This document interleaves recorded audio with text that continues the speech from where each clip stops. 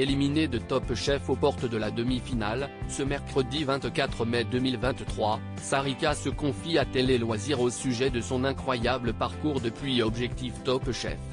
Fin de l'aventure Top Chef pour Sarika. Ce mercredi 24 mai 2023, la jeune femme qui avait décroché sa place dans le célèbre concours de M6 en remportant Objectif Top Chef l'année dernière, a dû quitter l'émission aux portes de la demi-finale.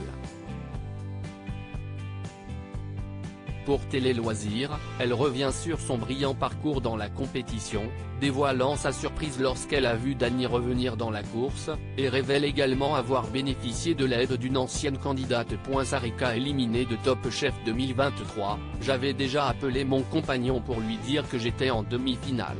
Télé Loisirs, comment avez-vous réagi en découvrant qu'un candidat allait revenir dans la compétition et donc que vous n'alliez pas participer à la demi-finale mais au quart de finale? Sarika, c'était une grande surprise. Est-ce que je suis dégoûté? Je pense que oui.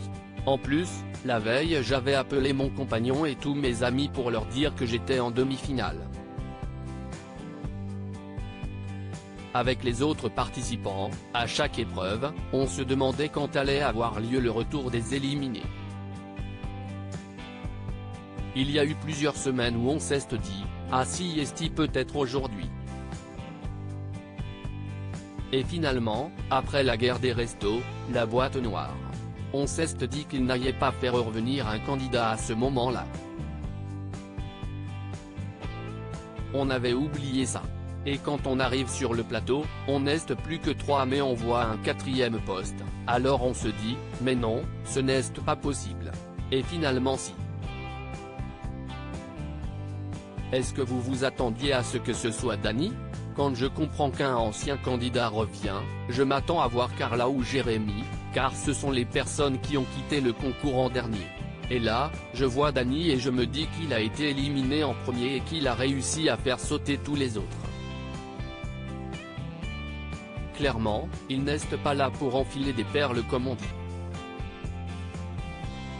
Vous comprenez avoir été éliminé face à Dany, qui n'a pas eu de coup de cœur durant les épreuves contrairement à vous? Mon esprit a fait un peu abstraction de tout ça. Honnêtement, je n'ai aucune amertume ou déception de mon élimination.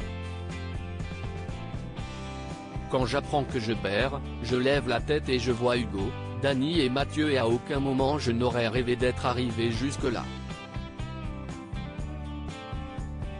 Ce sont des machines et j'ai encore du mal à me dire que je fais partie des 4 derniers candidats de Top Chef. Quand je vois d'où je venais, franchement je suis très contente, rire.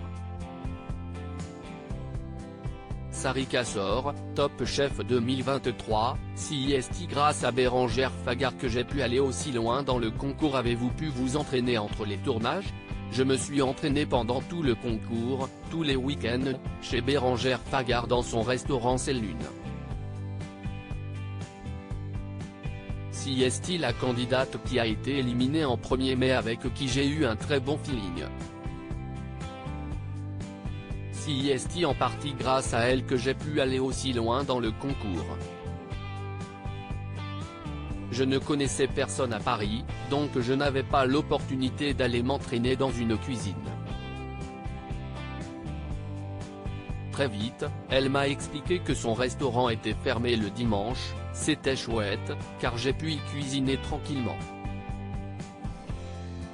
Elle n'habitait pas loin de l'hôtel où on était hébergé et tous les samedis et dimanches matin elle me déposait les clés, j'y allais toute seule et je passais ma journée là-bas. Lors de votre élimination, vous dites que Paul Perret vous a fait un bien fou, qu'est-ce ce qu'il vous a apporté? J'ai surtout eu un déclic au moment où j'ai changé de brigade, elle est passée de l'équipe de Philippe Etchebest à celle de Paul Perret. J'ai eu chaud aux fesses, si je m'étais fait éliminer je l'aurais regretté pendant longtemps donc je me suis pas mal recentré. Le chef Perret a été très fort pour m'aider à ça. Il a très vite cerné mes qualités et mes défauts. Il a vu que j'avais un bon palais, que j'étais créative mais aussi que je n'avais pas confiance en moi et que j'avais tendance à partir dans des démonstrations de techniques pas forcément maîtrisées.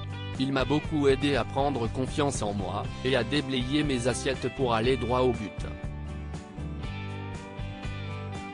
Au-delà de le faire dans l'assiette, il me l'a aussi fait dans la tête. Avez-vous revu les chefs depuis la fin de l'aventure? J'ai recroisé le chef Philippe Etchebest car il était de passage sur l'île pour un concert. Il aime bien recontacter et prendre des nouvelles de ses anciens candidats régulièrement.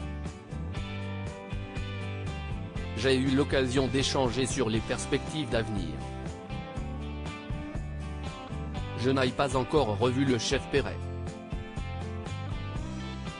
Il faudrait que j'y arrive quand il sera de passage en France, mais si est plus compliqué. Il m'a laissé ses coordonnées et m'a dit que je pouvais le contacter quand je voulais. Sarika, équipe de Paul Perret dans Top Chef, faire de la télé quelque chose qui pourrait me plaire. Quels sont vos projets depuis la fin de Top Chef? Je suis passé d'apprenti à chef. Pendant 2 mois, je prends les rênes d'un restaurant qui s'appelle Les Résidents, à Paris. La carte me ressemble et si est-il l'opportunité d'échanger avec les personnes qui viennent manger et qui ont pu me voir à la télé, ou pas d'ailleurs. Si est-il un premier exercice en tant que chef assez prenant car je n'avais jamais fait ça. Ça me plaît mais il faut que j'arrive à trouver le bon rythme pour avoir une vie sociale, car ça me prend beaucoup de temps. Aimeriez-vous continuer à faire de la télé?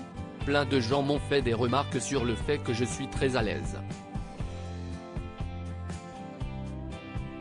Peut-être un peu trop parfois, rire.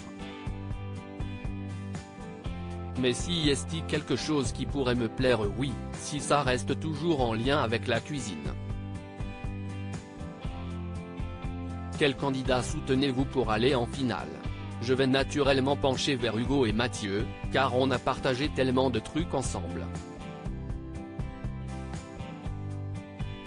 J'ai mis beaucoup d'années si est une personne en or mais à ce moment du concours je n'ai partagé qu'une semaine avec lui. À lire aussi Ils ont vécu un génocide, Sarika, Top Chef, raconte l'histoire bouleversante de ses parents.